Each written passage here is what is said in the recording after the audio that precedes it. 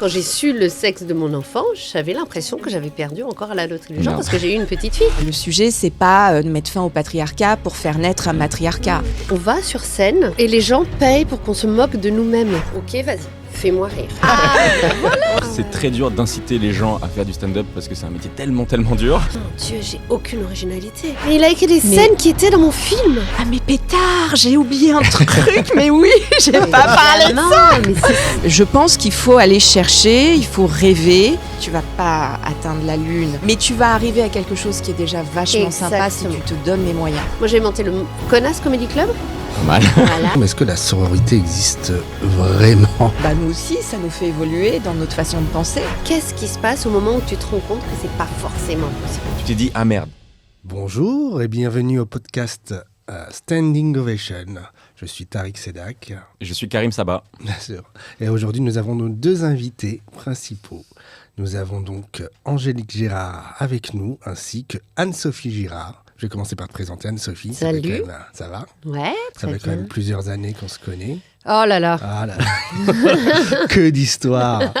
Aujourd'hui, donc, pour ceux qui ne connaissent pas Anne-Sophie Girard, c'est une auteure, scénariste, humoriste aussi.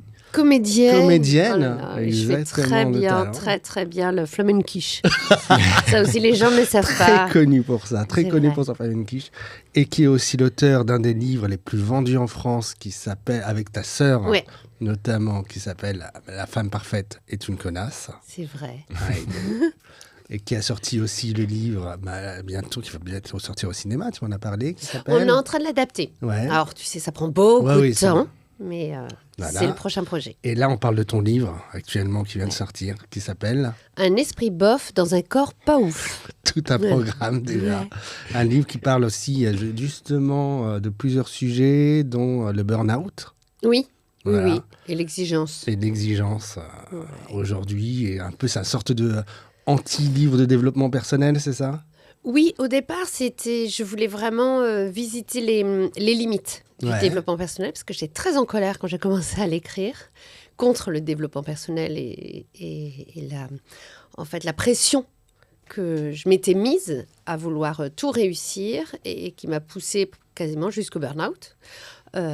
Et j'étais très, très agacée, donc j'ai voulu vraiment étudier ça et m'interroger. Et interroger le sujet, qu'est-ce que le développement personnel, tout ça. Et j'ai fini par écrire un livre de développement personnel. Voilà, c'est D'accord. ça qui est... Mais drôle, parce que ça aussi, je crois que quand on fait du développement personnel, on perd très vite le Le sens sens de l'humour, oui, ça j'ai remarqué. Les gens Ouais, qui font c'est du développement marrant. personnel, C'est ou très qui écrivent des sérieux. livres, c'est Ouais. Voilà, Ouais. premier degré. Hmm. Donc, voilà. Ok, super. Et donc, Et Angélique on Girard. reçoit également Angélique Girard, qui a un CV tout aussi impressionnant. Angélique, tu as été et tu es administratrice de plusieurs sociétés. Tu as passé 20 ans, un peu plus de 20 ans au groupe Iliad. Il me semble que, si je ne me trompe pas, ton dernier poste, c'est conseillère spéciale du président du groupe Iliad. Tu es au comité stratégique, il me semble, de l'Institut Choiseul. Au comité stratégique d'un institut, j'ai oublié le nom évidemment, mais pour la promotion des femmes dans le monde des affaires, qui s'appelle... C'est une bonne question, Ah ouais. oui. Je sais pas ce que t'as vu, je fais tellement de trucs, si tu veux, que je l'oublie moi aussi. Mais qu'est-ce que je fais Ouais, non, déjà j'ai plusieurs mandats d'administratrice dans plein de choses, mais en tout Euh, cas la dernière chose dont on va parler notamment aujourd'hui, c'est que tu es également présidente depuis un an de STEM Academy Absolument, STEM pour sciences, technologies, engineering, mathématiques. et mathématiques. Et voilà, et donc ça conclut le parcours d'Angélique. Donc aujourd'hui, on va essayer de faire des ponts entre le monde d'Angélique, le monde de l'entreprise, on va dire, assez corporate, et le monde de l'humour que Anne-Sophie, du coup, connaît bien. Ouais, alors Avec c'est des drôle, d'un sujets, côté t'as l'économie avec Gérard et de l'autre côté t'as Exactement. l'humour avec Girard. Oui. Mais Ça- c'est pour ça qu'on vous a mis Ouais, ensemble. mais c'est parfait. Et ça paraît tellement deux mondes, tellement loin. Je la regarde avec des yeux, je comprends un mot sur deux. Mais je trouve ça fascinant. C'est quoi, c'est un STEM ou... Mais tout, rien que le nom des postes, je trouve ça génial. Moi, je ne savais même pas ce que c'était N+1. Quand on me dit c'est mon N+1, je ne voyais pas de quoi tu parlais. C'est vrai que moi aussi, en tant qu'auteur, je suis dans un monde totalement différent du monde de la... De troubadour. Ouais, exactement, des troubadours. Déjà, quand on me parle... On se voit à la cafette, de tout ce qui se passe dans ce milieu-là, mais je suis totalement perdu. Mais déjà, c'est bien, c'est comme ça qu'on apprend des choses. Déjà d'avoir une cafette, parce que, oui, pardon, déjà. Mais, voilà. C'était mon rêve. Déjà se réveiller avant 9h du matin. Ouais. C'est ce que je dis toujours, j'ai fait ce métier pour pouvoir me réveiller après 10 heures. Quand tu veux, voilà. Quelle horreur, effectivement, moi, c'est pas du tout mon concept. Et oui, mais c'est ça qui est intéressant, parce qu'en fait, il y a plein de choses qui vous réunissent, parce qu'aujourd'hui, on parle notamment du burn-out, mais aussi du rapport en tant que femme, dans le métier, que ce soit dans l'humour, que ce soit dans l'entreprise. Il y a quand même pas mal de choses qui réunissent.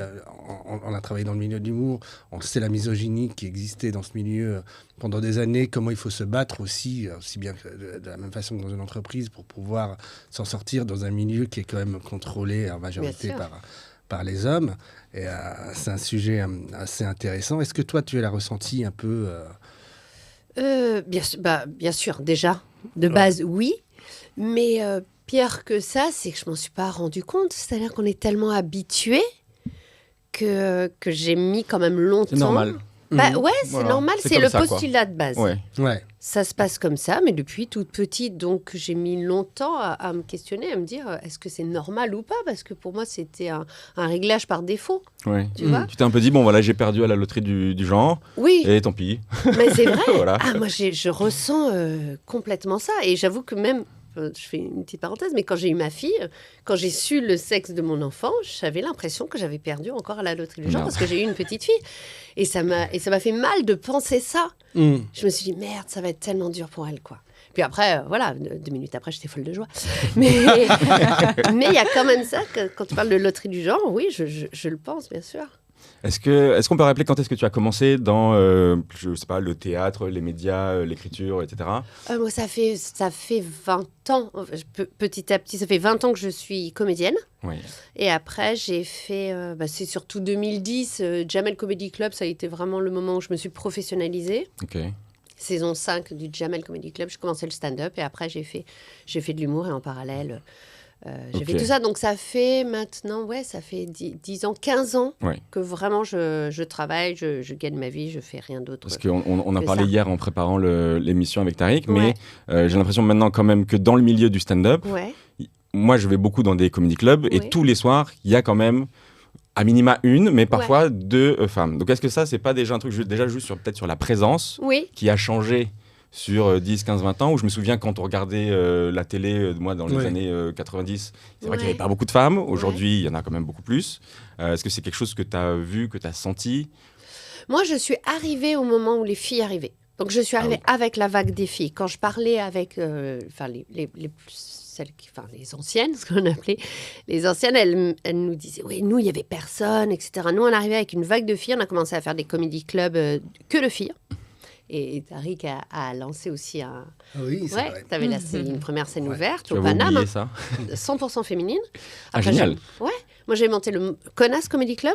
Pas mal. Voilà. Et j'ai... Enfin, franchement, moi, je n'ai pas tellement senti au niveau des artistes une grande différence à ce moment-là. C'est-à-dire que c'était arrivé, la révolution était arrivée avant moi. Ok. Voilà. Après, sur la place qu'on nous a laissée, ou la place qu'on a prise ou pas aussi, parce que, évidemment, on avait une toute petite part du gâteau. Sur 10 créneaux, on en avait un. On avait une soirée spéciale fille. Tu n'auras jamais vu quelque part une soirée spéciale mec. Ça n'existe pas. Bah, c'est tous les soirs la soirée spéciale mec, non ? C'est ça, tous les soirs, en fait.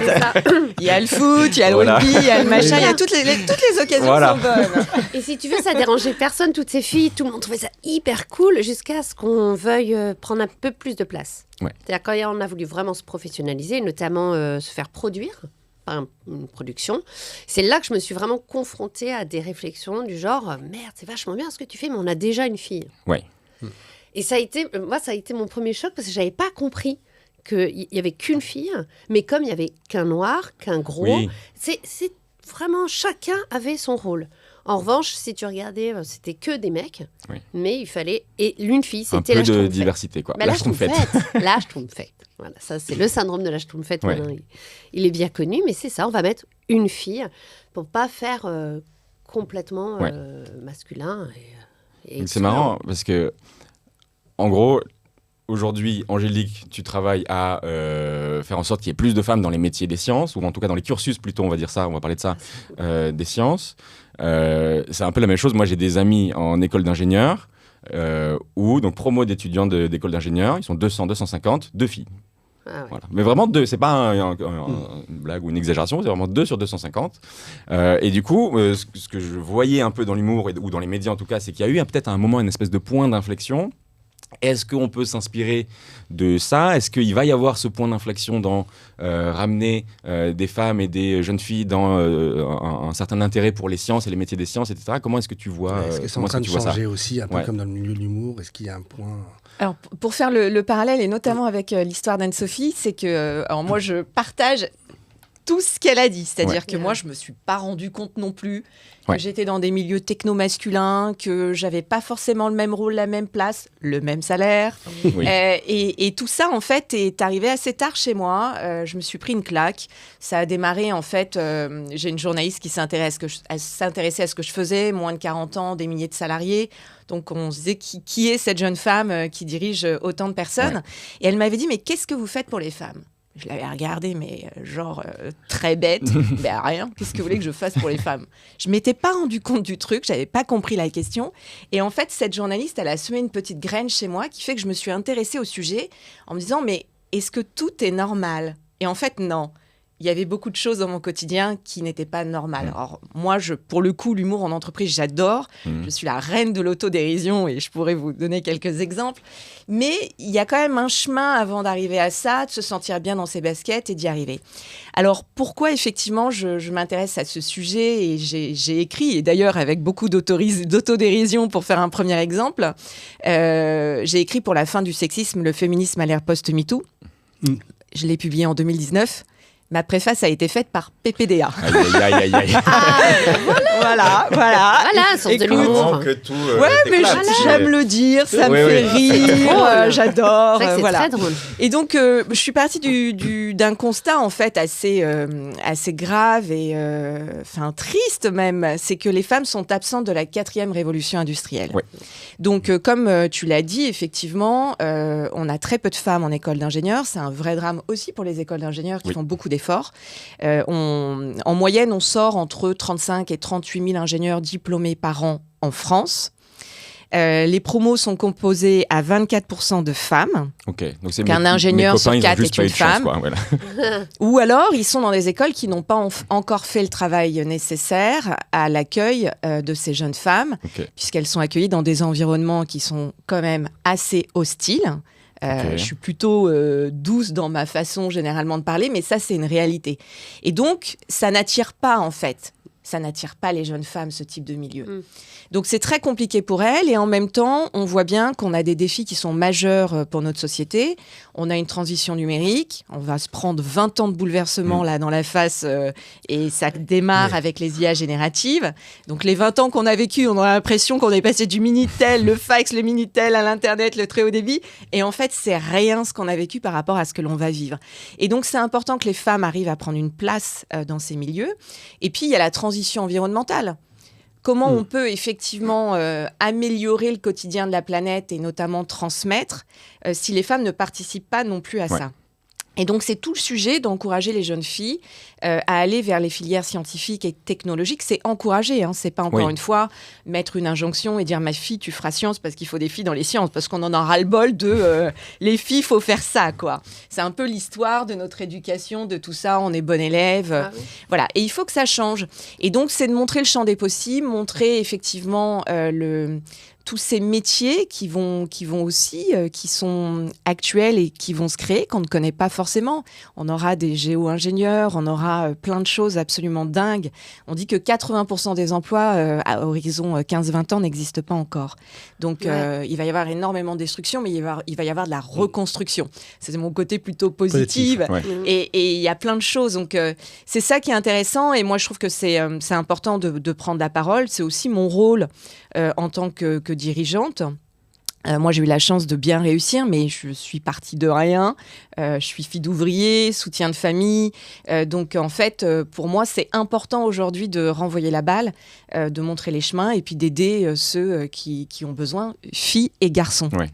Et cette question d'encouragement, justement, de donner l'exemple, est-ce que tu penses que toi, c'est important dans ton métier? Est-ce que c'est quelque chose sur lequel tu travailles? Parce qu'il faut inciter Moi, déjà, je trouve que c'est très dur d'inciter les gens à faire du stand-up parce que c'est un métier tellement dur. Ouais. Alors déjà, moi, je le ferai pas. Voilà. N'y allez pas, vraiment, n'y allez jamais. Oh là là, c'est d'une violence. Non, mais pourquoi c'est violent? Parce que ça fait rêver quand même un peu. Exactement. Je pense que c'est un des exercices les plus violents qui existent. On va sur scène et les gens payent pour qu'on se moque de nous-mêmes. Ce n'est pas naturel. C'est quelque chose qui n'est pas naturel. Est-ce que tu peux raconter une soirée typique quand tu es un stand-upper qui débute? Tu es à Paris, tu fais quoi? Comment ça marche? Alors, maintenant, il y a beaucoup de comedy clubs. Et puis maintenant, je crois même que certains sont payés. Alors que nous, on payait pour le faire. On devait prendre une conso. Moi, quand j'ai commencé, on m'obligeait même à consommer. C'est-à-dire que si je voulais passer sur scène, il fallait au moins que je prenne un coca ou un truc comme ça. Donc déjà, ma soirée m'a coûté 5 balles. Et puis, on s'était inscrit sur une liste. On avait notre passage. C'était notre tour. On est derrière, dans les loges, en fait, qui sont donc des toilettes. Voilà, ou un couloir. Et c'est pas sexy là tout d'un coup. Non, mais il n'y a rien de sexy. Et puis on attend notre tour et là on passe et on a 5 minutes pour faire ce qu'on veut ou ce qu'on peut, on teste et c'est passionnant. C'est passionnant, mais c'est un exercice extrêmement violent. En même temps, tu dois beaucoup apprendre sur toi. Parce que t'es tellement finalement avec toi et il y a un truc un peu... Non, on apprend beaucoup. Je sais pas. Je sais pas. J'ai appris beaucoup, mais je sais pas si c'est cet exercice-là, en l'occurrence, qui m'a. C'est vrai, ça t'a pas transformé un petit peu Moi, j'ai arrêté parce que c'était trop violent. Parce que c'est trop violent. Ouais. D'ailleurs, cette question de la violence par rapport aux femmes qui montent sur scène, c'est quelque chose que j'ai vu. C'était beaucoup plus violent parce que tu avais quelque chose qui était derrière la scène et devant la scène. Alors, mais même le public, la première fois que je suis montée au Jamel Comedy Club, je suis montée sur scène, j'ai senti dans le physique, mais vraiment dans le corps des 3 personnes devant, qui étaient 3 filles, quelque chose d'hostile. Elles ont fermé leur corps, elles ont fermé leurs bras, elles se sont arrêtées. Bon, il faut savoir aussi que je m'appelle Anne-Sophie et que tout de suite, j'arrive avec un physique un peu bourgeois comme ça, alors que je viens d'une classe sociale populaire. Et j'arrive, et d'un coup, il y a eu un « wow, ok, vas-y, fais-moi rire ». Et là, j'ai pas un physique sympathique. J'ai pas le côté bonhomie de c'est pas Coluche qui arrive avec sa salopette donc d'un coup il a fallu que je m'excuse d'être là et que en gros c'est terrible ce qu'on m'a poussé à faire inconsciemment, c'est-à-dire que je m'en mettais plein la gueule. Vraiment, c'est une expression triviale, mais pour expliquer ce que je faisais, c'est-à-dire que c'était de l'autodérision, mais violente, pour faire rire les gens. Et d'un coup, elles se détendaient, ils se détendaient. Mais moi, j'ai vécu comme ça. C'était de l'auto-humiliation. On parle beaucoup de sororité, que ce soit dans le milieu de l'entreprise, dans le milieu de l'humour. Mais est-ce que la sororité existe vraiment Alors, oui, sauf que s'il y a quelque chose qui est mathématique, quand la part du gâteau est toute petite, quand il n'y a qu'une petite place, en fait, on ne peut pas laisser tellement la place aux autres et les inviter à venir. On le fera quand le gâteau sera un peu plus grand.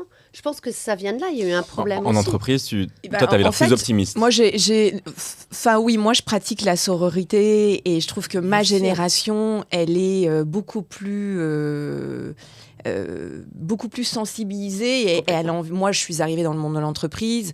les rares femmes qui m'ont vu arriver, elles m'ont vu comme une ennemie. Le cliché de la grande blonde, machin. Enfin, j'étais la femme à abattre. Alors que je peinais à avancer.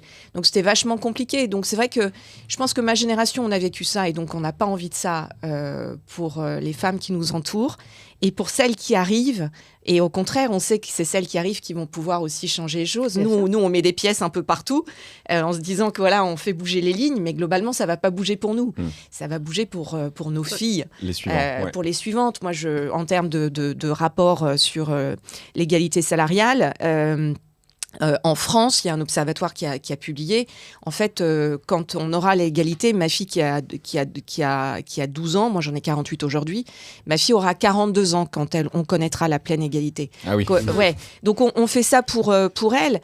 Après, on vit l'absence de sororité. Et moi, quand j'ai publié cet ouvrage sur le sexisme, je ne m'attendais pas à ce que les femmes l'accueillent à bras ouverts, l'applaudissent, etc. Mais je ne m'attendais pas à me faire insulter. Oui. Ah oui. Et en fait, j'ai touché une frange de la population sur un truc, c'est... Moi, j'ai publié ce livre, je me suis dit, c'est une cause, on ne se fait pas d'argent sur une cause. Donc, parce que l'exemplarité est un sujet très important pour moi, je me suis dit, je donne 50% des bénéfices à une association féminine qui s'appelle L'aide Bailleur, et je donne 50% à SOS Papa. Donc l'une se bat pour permettre à des femmes de s'épanouir dans un projet entrepreneurial alors qu'elles ont été victimes de violences conjugales. Et les autres se battent pour avoir une garde partagée alternée, donc les papas. Et donc, je me suis faite lyncher sur les réseaux sociaux. C'était juste le teasing de mon ouvrage. Et c'était un truc de fou. Et j'ai passé 3 jours à répondre et tout, en me disant, mais en fait, il faut que j'arrête de leur répondre, il faut que j'arrête de lire. Parce que je ne fais que faire monter la maillot en répondant à toutes ces nanas. Et en fait, je me suis dit, je pourrais écrire un tome 2 sur le sujet, sur les chiennes de garde, que moi, je n'aime pas. Juste les commentaires méchants, quoi. Ouais, parce que c'est pas ça, en fait, le féminisme, à mes yeux.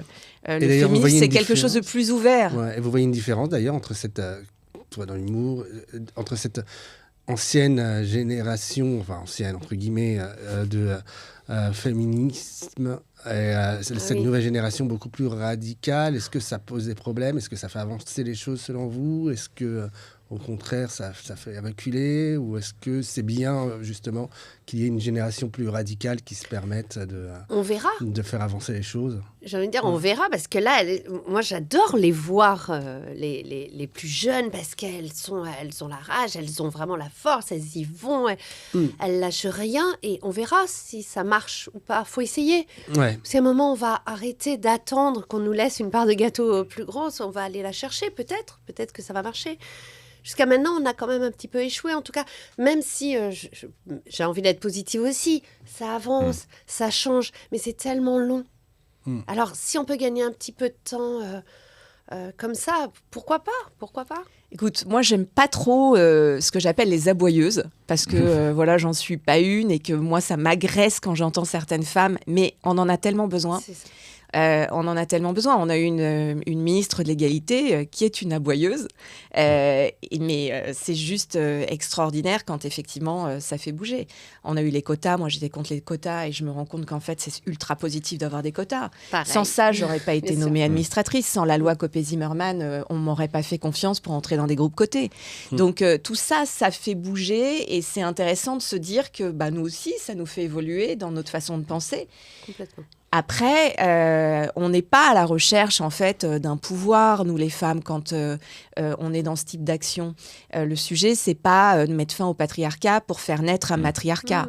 On est dans une recherche d'équilibre, d'égalité, et plus que la fraternité, la sororité, on a ce grand principe de l'adelphité qui fait qu'on oublie le genre, en fait, et que tout le monde évolue. Et puis, c'est souvent... C'est souvent, dans le féminisme, c'est pas que le sexe, c'est aussi l'origine sociale, c'est aussi la religion. C'est ça le féminisme, en fait. C'est quelque chose qui est très ouvert. Et je trouve que c'est le point convergent presque de tous les combats de notre société, à mes yeux. Ouais. C'est un sujet très intéressant qui la partie donc de l'égalité, ou de la parité dans les boards d'entreprise. Donc ça, tu connais très bien ce monde-là.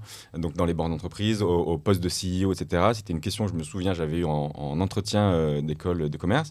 Et en fait, quand on fait ça, est-ce que ça change quelque chose de mettre une fille qui vient d'un milieu ultra bourgeois, qui fait l'X, ensuite qui fait ses classes dans un ministère et qui finit dans un board? Est-ce que ça change vraiment quelque chose par rapport à un homme qui vient du même milieu, quoi?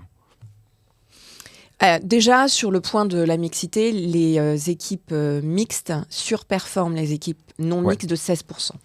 Donc, d'un point de vue rentabilité, déjà, quelle que soit l'origine sociale, la mixité, la diversité apporte ça à l'entreprise. Donc, moi, je trouve que la diversité en entreprise, c'est une grande richesse. Et donc, ça permet de faire plus de choses. C'est important pour la vitalité de notre économie, c'est important en termes d'innovation aussi, parce que concrètement, ceux qui innovent, et notamment dans la tech, sont les hommes. Et je déteste mettre une étiquette sur la couleur de peau de ces hommes, parce qu'ils y sont pour rien non plus, et que voilà. Mais voilà, et le sujet, il est là, c'est que si on veut que les innovations soient utiles et adoptées par le plus grand nombre, il faut que les gens qui soient à l'origine de ces innovations puissent représenter en fait ce plus grand nombre. Et c'est là où il faut effectivement qu'on arrive à avoir plus de femmes dans la tech. On le voit, les IA génératives, là, on va vivre des trucs de fou, mais les biais sociétaux sont déjà très installés dans les algorithmes. Bah oui, parce que l'équipe qui crée l'algo, l'équipe qui crée c'est les mêmes espèces d'ingénieurs de l'éthique, par exemple, qui sont en train de créer les règles éthiques de l'algo, effectivement, c'est souvent des groupes d'ingénieurs américains, formés aux États-Unis, dans des grandes facs américaines. Donc, il y a 3, il y a MIT, Stanford et je sais pas quoi pour les STEM. Donc, c'est quand même un petit groupe de gens qui est en train de définir les règles d'un truc qui va changer le monde. Oui, alors ils ont intérêt à se dépêcher quand même, parce que si on prend les dernières IA génératives et notamment ChatGPT, le web a été absorbé 2 ou 3 fois pour arriver à ça, et c'est le cas de plein d'IA. Donc, il y a aussi la notion des copyrights, des droits d'auteur. Donc, toi, toute ton œuvre, ta propriété intellectuelle a été absorbée sans qu'on te demande d'autorisation. C'est vrai. Est-ce que ça pourra un jour remplacer les auteurs ou pas? Oui. Largement. Tu as déjà... Oh mon Dieu, là, je te jure, ma sœur, avec qui je travaille, a pris mon pitch, le pitch d'un des derniers films que je veux écrire. Elle l'a mis dans ChatGPT. Elle a en plus mis « Écris-le à la manière de Anne-Sophie Girard ». Donc, je ne m'y attendais pas. Et là, elle m'a renvoyée. Et tu t'es relu. Et t'as cru que c'était toi. Tu t'es vu ou pas, vraiment? Oui. Alors oui, et en plus c'est terrible, ça m'a déprimée toute la soirée. C'était mieux que ce que tu avais fait. Non, mais je bon, déjà oui, c'était bien mieux écrit, mais je te jure que c'était bien mieux écrit. En fait, il aurait fallu que moi je reprenne plein de fois mon texte, que je le retravaille pour avoir ce résultat-là. Ça m'aurait pris beaucoup plus de temps. Et en plus, je me dis, mais mon Dieu, j'ai aucune originalité. Mais si, t'as une originalité. C'est que l'algo est trop fort. L'algo est trop fort. Mais il a pris ton originalité, il a pondu quelque chose, et tu t'es vu dedans et tu t'es dit, ah merde. Mais il a écrit des scènes qui étaient dans mon film. Génial. Ah non, c'est pas mal. Alors moi je tiens à te rassurer, parce que je pense que plus on a digital, plus on a de choses comme ça, et plus on aura besoin d'humains. Et la façon dont toi tu vas l'interpréter, les émotions que tu vas mettre, ça c'est irremplaçable. Et alors surtout, c'est l'humour qui va nous sauver, parce qu'à chaque fois, il est noté... Et s'ensuit une scène irrésistible, une scène... Très drôle. Alors, voilà. Et ça, vraiment, on ne pourra pas l'écrire à ma place, mais alors tout le reste... Donc on a fait le test il n'y a pas longtemps avec Tariq. On travaille avec un client qui est dans la restauration, qui nous demande de refaire son menu et de trouver des noms drôles pour les éléments du menu. Donc nous, on se pose autour d'une table avec les gars et on réfléchit à des trucs très drôles et on se fait nous, beaucoup rire. Moi, je fais le test quand même. Après un moment, je dis, on essaye ChatGPT, et il en est complètement incapable. Donc il fallait, par exemple, il y avait une notion un peu il fallait faire des jeux de mots. Voilà, ça, il en est vraiment incapable au stade d'aujourd'hui là.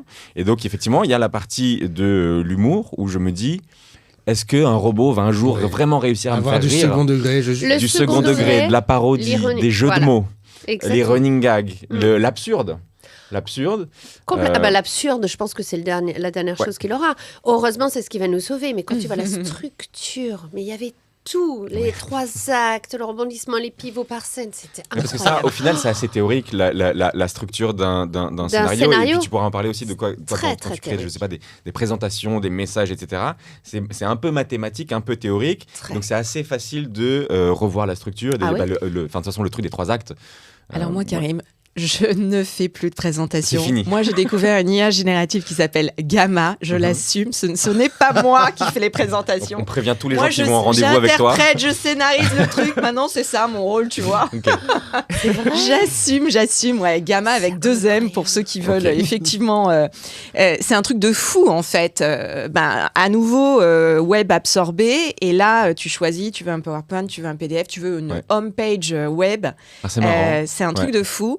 Et j'ai mes slides, toutes les illustrations. Je passais du temps à chercher des illustrations, mais là, je vois ce que l'IA m'a choisi par rapport au texte. Ça, il fait mieux. Ça, tu mets un titre dans Gamma. Ça, je suis d'accord, il fait mieux. Tu mets créer une nouvelle présentation, tu mets un titre. Je faisais les sommets de l'économie au Bernardin pour Challenge il y a 3 semaines. Mon sujet, c'était le partage des ressources et sur l'eau. J'avais bossé tout mon truc. Puis je me suis dit, tiens, je vais aller voir. Et j'ai mis partage des ressources l'eau. Il m'a sorti un truc en 25 secondes. Oui. Oh, j'avais la presse, le texte, et je me suis dit, ah mais pétard, j'ai oublié un truc, mais oui, j'ai pas parlé de ça. Mais et là, je me suis dit, non, c'est incroyable. Donc j'assume. Ouais. Est-ce que tu rajoutes quand même quelque chose par-dessus ? Mais bien sûr, parce que c'est ça qui est intéressant, si tu veux, avec l'intelligence artificielle, c'est que ça nous augmente. Ça ne nous remplace pas. Et à mon sens, ça ne nous remplacera jamais. Donc, ce qu'on va ajouter, mais cette pourquoi touche... on a envie d'être augmenté? J'ai pas du tout envie d'être augmenté. Mais moi, je fais un esprit bof dans un corps pas ouf. Moi, je suis pour un moyen plus, tu vois. Mais ton esprit bof, il a peut-être une charge mentale, tu vois. Si tu veux peut-être gagner du temps. Ouais, mais non, mais là. Il y a des gens qui aiment la galère. Il y a des gens qui aiment le drama. Non, moi j'aime aller vite. Non, moi j'aime la légèreté. J'aime la légèreté, mais j'aime pas les sommets. Mais dans un esprit bof, dans un corps pas ouf, tu parles justement aussi de la charge mentale, du burn-out. Donc voilà, c'est peut-être un moyen. Oui, mais pour moi, cette charge mentale, c'est le toujours plus. Donc justement, c'est vouloir absolument arriver au sommet qui rend les gens potentiellement malheureux. La quête de la perfection, l'excellence. De l'excellence. Et puis c'est intéressant parce qu'Angélique, on est vraiment sur un profil d'excellence. Dans un groupe excellent. Et moi, je suis contre absolument, vraiment. C'est-à-dire que je dis aux gens, n'y allez pas. J'ai côtoyé des gens qui étaient au sommet, qui étaient tout seuls. Et vraiment, c'est. Est-ce qu'on peut rassurer les gens, Angélique, toi, tu es heureuse, tu as une carrière excellente, mais tout va bien. Je suis pas au sommet. Un peu. Non, j'ai eu une belle trajectoire et je fais en sorte de transmettre aujourd'hui. Mais moi, je comprends totalement ce que tu dis parce que c'est vrai que cette recherche de la perfection, elle peut être difficile et elle peut rendre très malheureux, comme tu le dis. C'est très, très vrai. Mais moi, j'ai une exigence très personnelle qui est liée à mon histoire de vie aussi. C'est ça. Et qui fait que moi, je suis comme ça. Moi, j'ai envie d'être la mère parfaite, la chef d'entreprise parfaite. J'ai envie d'être parfaite en tout. Et si je peux être augmentée, je trouve que ça me permet de cuisiner et de faire de la céramque. Je fais de la céramique, moi. Je malaxe de la terre quand j'ai besoin. Ça laisse du mais temps. moi, j'ai écrit un livre qui s'appelle La mère temps. parfaite est une connasse, si tu veux. C'est pas quand ça, évidemment. Non, c'est... Oui. Mais est-ce que tu comprends quand même que, Anne-Sophie, que se donner un espèce d'objectif, qu'il soit haut ou pas haut, forcément, ça nous aide à juste être un peu moins anxieux, quoi, et de savoir où on va, et de comment tu vois ça? En fait, ce qui m'a passionnée, c'est que j'ai voulu savoir d'où ça venait. Et est-ce qu'il était vraiment possible d'aller toujours plus haut par rapport à l'ascenseur social? Je suis transfuge de classe, j'ai cru comprendre que toi aussi. Et ça m'intéressait quand j'ai vu les chiffres de savoir d'où ça venait. Et en réalité, ce que j'ai appris, ce que j'ai compris m'a complètement déprimée. C'est-à-dire que tout est quasiment écrit. Oui. Tu vois? Et c'est-à-dire que même si cette confiance en toi, elle vient forcément de quelque part. Ou c'est en réaction parce qu'on ne t'a pas assez valorisé, ou il y a plein de choses, tout est quasiment écrit. En action, quoi. C'est-à-dire que tu l'as. Tu l'as, on te l'a donné, tu l'as. Voilà, et ça se joue tellement, tellement jeune que ça m'a fascinée, ça m'a fait très peur, et j'ai voulu dire aux gens aussi, ce n'est pas votre faute. C'est-à-dire arrêter aussi de vous vouloir toujours plus et de vous dire je peux y arriver, et quand bien même vous n'y arrivez pas, c'est pas grave.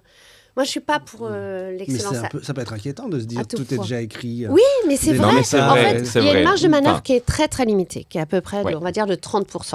Mais même génétiquement, c'est-à-dire que bientôt, on va pouvoir te dire quelle maladie tu vas avoir, parce que c'est quasiment déjà écrit. Ah, c'est déjà le cas. C'est déjà on le me cas. l'a proposé Voilà. parce que j'ai eu mon 3e enfant à 40 ans et on a envoyé mon sang à San Diego. Et quand j'ai eu le rendez-vous avec la biologiste, on m'a dit alors, vous voulez le. Ah ben non, je veux surtout pas le sexe. J'étais à 3 mois de grossesse, je veux surtout pas le sexe. Moi, je suis venue pour la triso. Et on m'a pas laissé le choix parce que j'ai 40 ans. On m'a dit de venir chez vous.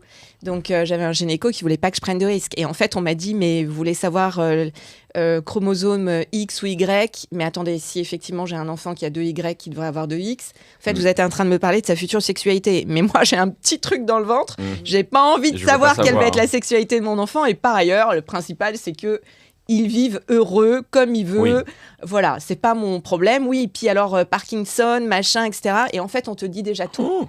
Mais oui. Ok. Oui, comme dans Bienvenue à Gattaca, quoi. C'est-à-dire Mais que c'est ça. Votre enfant, dès le départ, on sait exactement où il sera, quel avenir il aura. Mais si tu regardes, son capital social, économique et même génétique de départ, on peut quasiment te dire où tu vas arriver. Moi, je me souviens que quand j'étais... donc, pareil, je viens d'un milieu assez populaire, mère célibataire, dans le sud, tranquille, quoi. Et je vais en prépa à Versailles, lycée privé catho. Oh là là. Donc, super cool, j'ai adoré. Donc, ils organisent des journées portes ouvertes. Ouais. Et donc, on a notre prof de culture G et de philosophie qui tient une table, qui est une dame très précieuse, parisienne, grande écharpe, tout doucement, bonjour, voilà, exactement. Et donc, elle reçoit les parents. Et elle nous raconte ça, elle reçoit une mère qui vient sans son enfant et qui lui demande, voilà, nous on habite pas loin du lycée, on aimerait que nos enfants viennent ici pour la prépa. Qu'est-ce que vous nous conseillez de faire les week-ends comme activité culturelle pour qu'ils prennent de l'avance ? Elle leur dit des choses, elle leur donne des musées, des expos, des machins, des trucs à faire. Et elle dit, mais ils ont quel âge vos enfants ? Et ils sont à quelle classe ? Et la mère dit, ils sont en CP. Et donc en CP, la mère versaillaise, et c'est tout à son honneur, et elle a raison de le faire, mais elle est en train de préparer... par contre, ce qui est un peu inquiétant, c'est qu'on n'a pas l'impression qu'elle va leur laisser le choix. Oui, voilà. Elle a pas raison de le faire. Mais elle est quand même en train de préparer créer une névrose. Les 12... Ouais, de créer une névrose. Et donc ça, c'est intéressant. Et alors, moi, ce que je trouvais impressionnant dans vos parcours à toutes les deux, donc le tien, Sophie, je l'ai vu sur Wikipédia, on va le raconter, mais c'est intéressant. Et Angélique, je l'ai écouté du coup dans le Tech Show avec Vincent Klingbeil qu'on a reçu ici également. C'est que il y a la partie Angélique où on sait à peu près ce qu'on doit faire. Et puis tu pourras évidemment embrayer là-dessus, mais on sait à peu près ce qu'on doit faire. Si on décide de faire des études, et voilà, on sait que voilà, il faut des bonnes notes à l'école, il faut faire des études, il faut essayer d'aller dans une entreprise, etc. Pour l'humour, l'art, les médias, c'est quand même plus chaotique, quoi. Et avec des chances de succès qui sont quand même plus limitées. Donc je sais pas qui veut commencer un peu sur cette partie. Moi, j'ai envie de te dire, c'est pas vrai. Vas-y. Parce que rien ne me prédestinait à faire ce ça, que je c'est fais. Certain. Mais j'ai pas fait de grandes écoles. Je dis très souvent que je suis autodidacte. On voit le chemin, quoi, à peu près. Pour rappeler un peu ton parcours, c'était quoi exactement ? D'où tu moi, je deviens soutien de famille de ma mère et de mon jeune frère à 18 ans. Donc, bac plus 2, tu vois, 3 jobs cumulés pour remplir le frigo, payer le loyer, etc. Et globalement, je ne m'attendais pas du tout à avoir cette trajectoire. Moi, je dis toujours, c'est 90% de travail et 10% de talent. Et il s'avère que... Un peu de chance aussi. Non, le facteur chance, c'est un truc, tu vois, très souvent, je me suis dit, j'ai de la chance. En fait, non, je me suis rendu compte que j'avais bossé, et j'ai bossé comme une acharnée, d'où le fait d'avoir eu des enfants très tard aussi, tu vois. J'ai fait des choix de vie. Donc, moi, je crois que j'ai commencé à sortir pour la première fois de ma vie. Je devais avoir 33, 34 ans. Sortir, tu veux dire en boîte de nuit Non, parce que j'ai bossé en boîte de nuit, mais je n'étais pas cliente des boîtes de nuit. Oui, parce que vu que j'avais besoin, effectivement, de ramener de l'argent à la maison, après mes études de soir, je bossais dans un bar. À Paris, ou ça, en France à Fontainebleau. À Fontainebleau. Et voilà, 1h du mat, tu fermes, 2h, t'as fini de ranger, tu rentres chez toi dormir, et puis t'es en cours quand même à 8h, et il faut quand même que tes devoirs soient faits, quoi. Et le vendredi et le samedi soir, j'allais en boîte de nuit. J'étais arbitre officiel de basketball. Et j'étais rémunérée pour ça. Génial. Et donc voilà, je pense qu'il faut aller chercher, il faut rêver. Je pense que j'ai de l'ambition seulement depuis quelques années, donc c'est très récent chez moi le sentiment d'ambition. Et c'est une ambition, mais finalement que j'ai pour les autres, mais dans ma façon de m'accomplir, dans ce chemin de transmission, d'aider, etc. C'est un peu ça aujourd'hui. Mais j'ai pas été ambitieuse. Évidemment, quand tu as des enfants tard, on se dit, allez, carriériste, ambitieuse, donc les femmes te détestent. Oui. En fait, non. J'avais des difficultés à avoir des enfants. Moi, j'ai eu une fille, j'ai sauté au plafond. Moi, c'est l'inverse. Je me suis dit, c'est cool. J'ai une fille, je vais pouvoir bosser. Il paraît que c'est plus facile d'avoir des filles en premier. Oui, tu vois. Vrai. Donc, mais oui, non, c'est. Je pense que rien n'est vraiment écrit et il faut pousser. En tous les cas, pour ceux qui ont envie d'y aller, parce qu'il y a des gens qui n'ont pas envie, et il faut respecter ça. Il faut respecter le fait de pas avoir envie et de faire des choses qui suffisent en fait. Ouais. On est tous différents en fait. Et c'est la différence qu'il faut accepter. C'est un peu ça. Oui, je comprends, mais il n'y a pas seulement ceux qui ont envie, c'est-à-dire que il y a comment dire ? Moi, j'appelle ça le pouvoir magique des exceptions. C'est-à-dire qu'en gros, on va te dire, mais regarde, Steve Jobs, il a fait ça. Oui, il l'a fait. Il a un garage. Oui. Non, c'est pas parce que tu as un garage que tu vas faire ce que fait Steve Jobs. Et on va t'expliquer que c'est possible. Sauf que qu'est-ce qui se passe ? Ce qui m'a intéressé dans mon livre, par exemple, c'est qu'est-ce qui se passe au moment où tu te rends compte que c'est pas forcément possible. Et ça, c'est quand même 90% de la population. Alors, toi, je comprends que tu sois encore en mode « mais si, c'est possible, il faut y aller, etc. » Et moi, c'est vrai que je me suis intéressée aux gens, ce moment de la vie où tu te rends compte que, en fait, tu seras peut-être jamais Beyoncé. Qu'est-ce qui se passe ? Parce que oui... Tariq, toi, quand est-ce que tu as appris que tu serais jamais Beyoncé ? Ce Ça t'a un petit peu... moment. oui. Et de dire aux gens, en fait, c'est pas grave. Non, c'est pas grave. Voilà, mais ça paraît con, hein. Non, c'est Mais vrai. je crois que pour En fait, vous rejoignez un petit peu. on se rejoint oui, complètement. mais je pense qu'il faut, tu vois, c'est Churchill qui disait ça, il faut viser la Lune pour atterrir dans les étoiles. Oui. Quand tu vises le Graal et que tu avances vers ça, forcément, tu vas pas atteindre la Lune, mais tu vas arriver à quelque chose qui est déjà vachement sympa si tu te donnes les moyens. Et c'est ça qu'il faut arriver à impulser quand on donne envie. Et puis après, il y a les vertus de l'échec. Moi, je suis fan des vertus de l'échec. C'est que c'est effectivement en se plantant qu'on apprend. Bien sûr. Et donc, il faut aussi ce reconnaissance du droit à l'erreur, le fait de prendre du recul, d'accepter de se planter, de recommencer, je pense que c'est précieux. Mais c'est très intéressant quand tu disais viser la Lune, parce que là où on se rejoint vraiment, c'est que une petite fille n'aura pas naturellement tendance à viser la Lune. Non. Pas parce qu'elle ne veut pas, c'est parce qu'elle ne sait même pas qu'elle peut y arriver. Oui. En fait, je parle d'une anecdote quand j'étais petite dans mon livre, d'une fille dans ma classe qui était brillante. Mais brillante, j'étais en admiration 18 sur devant 20. elle. Ah non, mais puis elle était belle, elle avait les cheveux raides et blonds, et moi je rêvais d'avoir les cheveux raides et blonds. Et j'étais persuadée qu'elle allait être chirurgien. Et un jour, elle me dit, moi j'aimerais bien être infirmière. Et en fait, fou, mais avec ma sœur, lui dit, mais non, tu peux être chirurgien, fais chirurgien du cerveau. Je me rappelle que ma sœur lui a dit ça. Et elle a fait, n'importe quoi, c'est pas possible. Et pour elle, alors je ne sais pas ce qui est devenu cette petite fille, et ça me fait vraiment... Donc c'est un appel qu'on fait un peu là, on essaie de la retrouver. Est-ce qu'on a son prénom ? Excellent. Oui, je l'appelle, en fait, elle s'appelle Marjorie. Voilà. Oh, déjà, c'est vraiment le nom de la petite fille aux cheveux raides et blonds. Et je la trouvais tellement jolie. Et pour elle, c'était impossible. Nos parents, nos papas travaillaient dans la même mine d'uranium, on habitait dans le même lotissement. Ce n'est pas possible. Déjà, infirmière, tout le monde faisait « Waouh, c'est super !» Et sûrement que c'était son rêve et que c'est très bien d'être infirmière, mais elle ne savait pas qu'elle pouvait, si elle voulait être chirurgien du cerveau, comme on Et il y a un peu la double peine, quoi. C'est-à-dire qu'il y a la barrière du cadre social et il y a la barrière du genre. Quoi. Oui. Donc, c'est vraiment... Et oui. Et la période, l'époque aussi, donc, où c'était encore pas pareil. Quoi, ouais. Mais c'est le sujet des stéréotypes qui sont fortement ancrés dans notre culture. Et en fait, c'est important d'ouvrir la voie, de créer des rôles modèles, mais dans tous les secteurs. Parce que c'est ce qui permet de montrer en fait, aux plus jeunes que c'est possible. Elles ne savent pas qu'elles peuvent et elles ne savent pas qu'elles veulent. Par exemple, si tu veux, tu peux. Des sociologues ont expliqué que ça n'existe pas. C'est pas parce qu'on veut qu'on peut, mais c'est parce qu'on peut qu'on veut. Voilà. Intéressant. Mais alors, c'est un peu long à tout démontrer, mais c'est vraiment fascinant. Et notamment sur ces écoles-là, par exemple, certaines classes sociales ne savent même pas qu'elles ont accès à ces écoles. Ne savent même pas que ces écoles existent. Moi, ça ne me serait jamais venu à l'idée d'aller en prépa, mais jamais. médecine, des trucs comme ça. Non. Si, la fac, Oui, automatiquement, la fac, ça parce va, que c'est gratuit et que j'ai les bourses. Ouais. Mais par exemple, un IUT, c'est con, hein, un IUT. Mais non, parce qu'un IUT, pour moi, c'était c'est les mêmes... c'est les mêmes horaires qu'à l'école, donc tu peux pas avoir un taf à côté, donc c'est pas possible. C'est potentiellement dans une autre ville, un loyer, tu vas avoir un appart, ouais. exactement. Donc c'est absolument impossible. Je regardais, même les IUT, je les regardais pas. Pour moi, c'était que la fac. Okay. La question, c'est et quel a été le déclic? Parce qu'on parle de tranches de classe, justement, c'est intéressant. Et tu as aussi une sœur, Marie-Aldine, qui est brillante, qui est... c'est vrai. On peut parler jusqu'à ce qu'elle fait, du coup, ta sœur? Alors, en fait, donc elle est rédactrice en chef d'émission télé. Elle écrit des livres. Aussi dans les médias, quoi. Complètement. Enfin, elle, on a fait 2 choses. Elle a fait droit, elle a fait Sciences Po à la fac. Précise, parce qu'elle n'a même pas passé les concours. C'est pas Sciences Po, quoi. Ouais, c'est ça, mais t'as raison, c'est différent. Mais on ne pensait pas exactement.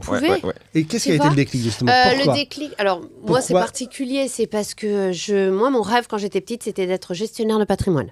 Génial. Mais c'est pas une blague, c'est vrai, je suis fascinée. CGP. Petite mallette, voiture, et on va closer des kinés en région. Non, je voulais travailler gestionnaire de patrimoine à la bourse. Ok, d'accord. Je voulais... Trader. Ouais. Voilà. Un peu comme t'as été trader. Exactement, C'était mon rêve. J'avais vu Wall Street quand j'étais petite, c'était mon rêve. Tu vois. Donc, bien sûr, ce n'est pas dans la vraie vie, hein. Mais c'était de faire ça. Donc, je voulais absolument pas quelque chose d'artistique. Jamais, c'était le pire truc. Parce que j'ai eu un manque financièrement. À un moment, ça a été très, très difficile dans ma vie. Donc, je ne voulais surtout pas quelque chose qui soit insécurisant. Et je suis devenue comédienne. C'est énorme. Non, c'est qu'à 20 ans, après, il y a eu un petit clin d'œil de la vie qu'on appelle une tumeur. Donc, ça, c'est le truc. Non, à 20 ans, on m'a trouvé un mélanome qui a fait que ça a été une énorme claque. Et j'étais inscrite en fac d'éco. Et je faisais du théâtre 11 heures par semaine. C'est-à-dire que je donnais des cours de théâtre, j'étais dans une troupe d'impro. Je faisais que du théâtre et tout le monde me disait, tu vas être comédienne. Et je disais, jamais. Pour vivre dans une roulotte, pas question. Oui, mais tu as quand même réussi à aller là où tu as voulu aller. D'un côté, quand on veut, on peut. Non, parce que je ne voulais pas y aller. Je ne savais pas que je pouvais être comédienne. Jamais. Pour moi, c'était un truc de petit bourgeois dont les parents payaient le cours Florent. Mais c'était une évidence pour les autres, comme c'était le cas pour Marjorie à l'époque. Et parfois, on ne le voit pas. Mais tu as, tout le monde me le disait, tu as complètement raison. Et je ne voulais pas parce que je ne pensais pas que c'était pour moi. Pour moi, aller à Paris, alors déjà, tout ce que financièrement, c'est pas possible. Aller dans... pour moi, c'était vraiment un truc de petit bourgeois de pouvoir faire des cours de théâtre. C'est vraiment pour des gens qui... Voilà. Mais tu l'as fait, oh yes! Exactement. Mais je voulais pas le faire. C'est parce que la vie m'a dit, merde, c'est un peu trop court, là, 20 ans quand même, pour s'en aller maintenant. Donc, non, tout s'est bien... tout s'est bien passé après. Et toujours... Mais c'est génial parce que comme moi, je m'attendais au pire, j'ai adoré faire ce métier de comédienne. Ouais. Pour moi, tous les comédiens étaient au RSA. Oui. Donc, forcément, quand j'avais une pub, je trouvais, c'est bien. Et quand j'ai vu les autres qui, eux, s'attendaient à être des stars, ils ont pris des claques phénoménales. Donc, c'est vrai que ça a aussi un avantage d'être un peu pessimiste par nature comme moi. On évite de se faire mal. C'est une façon de se protéger. Oui, ou de souffrir 2 fois. Ou de souffrir de fois, parfois. C'est marrant de voir comment vous avez vraiment même si ça se rejoint, 2 visions totalement différentes. Complètement. Mais c'est assez complémentaire quand même, parce qu'on se rejoint sur des sujets et après on a, je pense, 2 personnalités, même si on a chacune notre histoire de vie. Bien sûr. C'est un peu ça qui nous a aussi forgés, je pense. Et d'ailleurs, ça va être l'objet un peu de la dernière question, c'est vous allez un peu vous juger l'une l'autre. Alors, non, mais c'est beaucoup plus gentil que ça, c'est beaucoup plus sympa. Mais c'est vrai qu'on aime bien faire cette question quand on a donc un chef d'entreprise, un humoriste une chef d'entreprise, une humoriste à la même table. C'est du coup Angélique, tu vois. Imaginons tu rencontres Sophie, toi en tant que manager, tu penses qu'elle aurait été bien dans quel type de poste? Dans quel type d'équipe, quel type de produit, quel type de job? En entreprise, évidemment. Et là, c'est de la triche si tu dis communication, des trucs un peu où on sait qu'elle sera forte. Ça faut que ce soit autre chose. J'allais commencer par le truc facile en disant ça, effectivement, parce que dans nos entreprises, on a beaucoup de coachs aujourd'hui. Ah oui. On a les coachs vocaux sur la posture, etc. Donc évidemment, avec son background théâtre, prof de théâtre, etc. Et son savoir-faire, son expertise comédienne, humoriste, c'est canon. après, j'aurais pu te dire aussi, moi, en tant que présidente de la STEM Academy, on a une formation sur l'humour. Et ce module d'humour, il est réservé aux femmes pour lutter contre le sexisme ordinaire. Parce que si les mecs évoluent pas aussi vite qu'on aimerait, puisqu'il y a encore des trucs maladroits dans nos réunions, à la cafette, etc., eh bien, on apprend aux femmes, avec l'humour, à pouvoir effectivement traiter la situation sans se mettre hors jeu, parce que quand on est rouge écarlate, rapport de force, on est hors jeu. Bon, bref, Anne-Sophie, elle aurait pu tout à fait faire ça aussi dans nos entreprises, évidemment. Mais je te verrais bien plutôt manager, tu vois. Parce que quand on a de la personnalité, qu'on a des choses à dire, on peut emmener les gens. Et c'est ça, en fait, être leader pour fédérer, embarquer, emmener les gens vers un projet, vers quelque chose. Donc je te verrais bien en mode lead. Tu te serais vu manager d'une équipe de 450 personnes. En fait...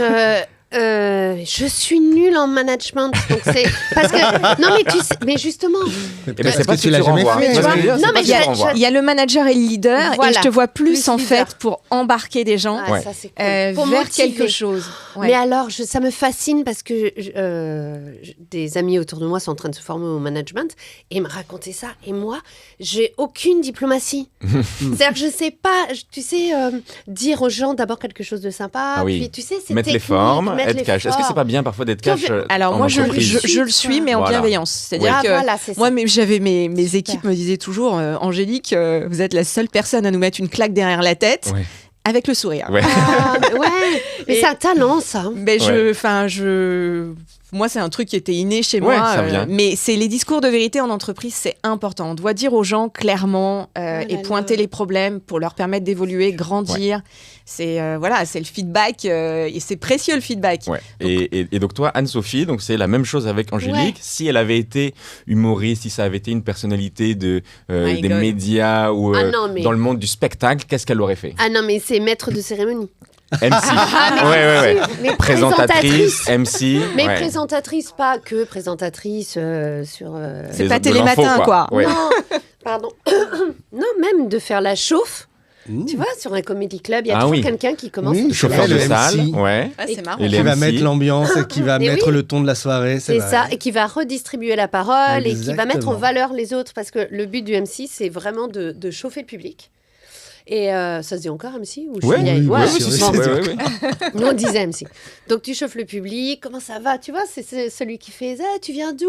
Machin. Donc, super, ça valorise. Et ça valorise le public. Ils sont il m'a parlé. Ils sont hyper bien. Tu les mets bien et tu présentes la personne qui va arriver en la mettant confortable, en la mettant bien aussi, en disant faites du bruit pour celui qui arrive, il est top, c'est le meilleur, c'est mon pote. Faites du bruit pour. Et tu l'appelles. Et ça, tu le ferais hyper bien. Trop bien. Super. Allez, chiche. C'est bien, on a fait une belle rencontre. Mon tour de chauffe. Peut-être vous allez bientôt échanger vos métiers. On va faire une émission comme on a échangé les parents. Vie ma vie de board member un métier bien dur, quoi. Un truc qu'Anne-Sophie connaît pas du tout. Anne-Sophie au board. Alors. Directrice de la STEM Academy. Cela dit, il faut beaucoup de bon sens. Oui. Et je pense qu'Anne-Sophie en a. Et donc, si tu veux, elle aura des choses à dire. Bon, en tout cas, ça, c'est sororité, voilà. C'est vrai. En tout cas, c'était une super rencontre. Ouais. Je vous remercie donc Angélique Girard, Anne-Sophie Girard. J'espère que vous continuerez à discuter, à vous revoir derrière. Plaisir. Carrément. Toi avec ton pessimiste optimiste. Oui. Et toi avec ton optimisme exigeant. Exigeant. En tout cas, merci beaucoup d'avoir été présent pour ce podcast. C'était donc le podcast Standing Ovation. Et je vous remercie et je vous dis à bientôt.